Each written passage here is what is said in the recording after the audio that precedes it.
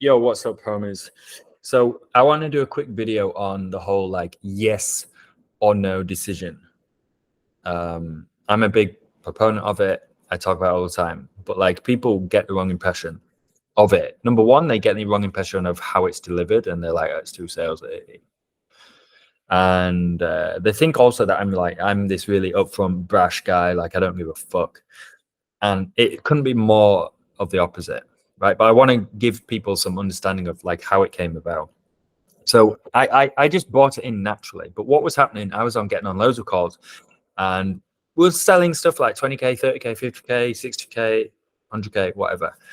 And I was getting tons of people getting to the end, and they're like fucking loving it, showing big excitement, right? And then just going away to think. And I was like, well, look, like it's a big decision. Do you know what I mean? Like this is not a small amount of money. Of course, people want to go and think, even if they just like what they see, they still want to think. And so I was like, how do we get people to make fucking decisions? And I was like, fuck it. Like I was just going to tell them. Like sometimes in sales, people overcomplicate it, and you can just be direct. Instead of being direct and being an arrogant dick, you can just be direct and be empathetic. You know. So I was like, I need to tell people by the end of the call, I'm just looking for yes or no. Right, and it worked. Like I promise you, by the first time I used it, it worked, and then it just kept working, and then I got the whole team to start doing it. Now it's not easy as well. Like not everyone. I listen to some people do it, and I'm like, it just doesn't sound convincing. And there were caveats to it as well, you know.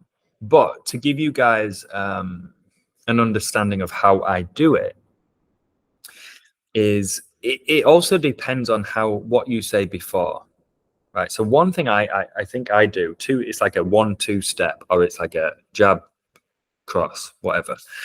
So I'll first usually say, Steve, in your own words, what are you hoping to get from this call? Right. Then they'll give me an answer. I'll sum their answer up and then go into yes or no. So to give an example, Steve, I get it. You're kind of looking at, you want to get more credibility here and get your name out there. And look, I'll get into that in a few minutes. But before I do, let me just give you a bit of an understanding of how I structure these calls. Okay. So, you know, by now, hopefully you have a really good grasp of who we are, what we do, what we offer. Am I right? Yeah, perfect. So all I want to do is ask you some questions so I can figure out of the products, the services, the packages we offer, what would make the most sense, if any. If something does make sense, I'll present it to you on my screen. And then, honestly, Steve, by the end of the call, all I am looking for is a yes or a no. Right? And like, in most circumstances, you're on a second call. You need fucking self-respect. Like, we're not here to fuck around and just continually chat. And at the same time, saying it like that is so empathetic and inclusive that they cannot. No, I've never had someone offended. Do you know what I mean? I literally have never had anyone offended at that. And it's because of the way I say it. Now, you can also add stuff to the end to make it even more smooth. If you're a bit apprehensive of saying yes or no and stopping, you can say, and honestly, Steve, by the end of the call, I'm just looking for a yes or a no. Like, is that fine with you? Like, and then it just includes them a bit more. And the greatest thing about it, guys, is it's like adds this subconscious element that is in their head, whether they're thinking about it or not. It's there. And they know, and it plays on their mind that we need to make a decision, right? And you can dampen it at the end. There's so many things you can do. But what I would find is I'll have people get to the end and be like, I love this. And I'm staying quiet because I've spoken about price. And they'll go, look, I know you're looking for a decision. And I'll be like, yeah, I am. And sometimes I'll add context and I'll say, yeah, Steve, I am looking for a decision, but to help you understand why I say that, it's not a sales thing. I speak to 7 people a day and my calendar's booked out for 3 weeks in advance. So it's the best use of my time. And I stop. Because now it makes total sense to them and I'm letting them think, you know. And the little benefit of this is because they know they're looking for a decision and I know they're on the edge, but it's still a big decision and they're hesitating, I can offer the contract and deposit solution, which I close so many people on massive packages with this. And I say, Steve, I get it. Look, I can see you want to go away and think, but I'm making it hard for you because you know we're looking for a decision. So how about this, Steve? Like, let's do a 2,500 deposit. I'll go to legal team. I'll write up a contract. I'll send it to you. You'll have everything there we've spoken about, the terms and conditions, and then let's book a call in for 1 to 3 days time. And then on that call, we can make a final decision. Like, how's that? And like that would get like 99% over the line, you know? But you want them to understand that we're just looking for a decision. That's the whole point of it, guys. And there's so much more that I could really get into about how to do this. But one thing I just want to add is that our business model changed like a few months ago.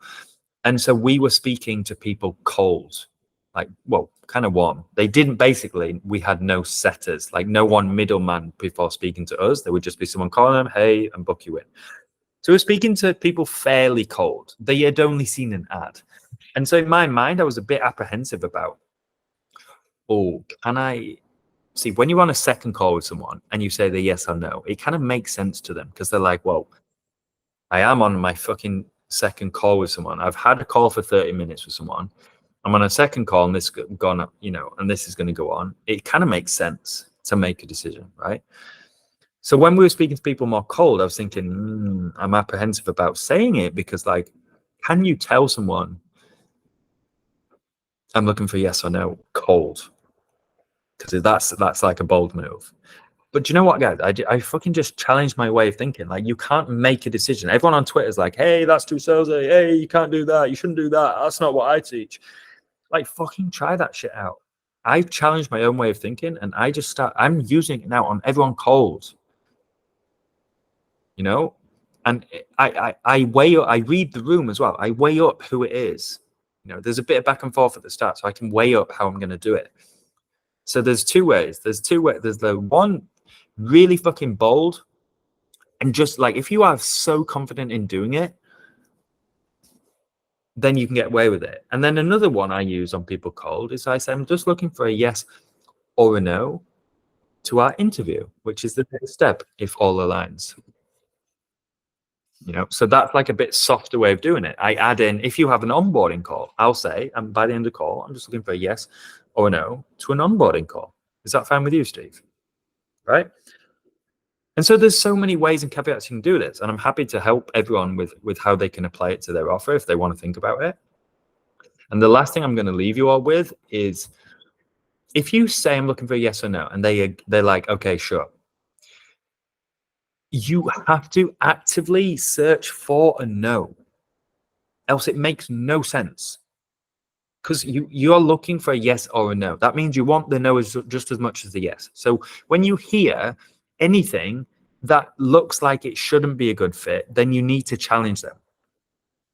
I was just reviewing a call in my Close and Pay group, and this guy was on a call, and he was doing really well. But one of the first things the guy said was, blah, blah, blah, yeah, I'm doing in this, but with the little money I do make.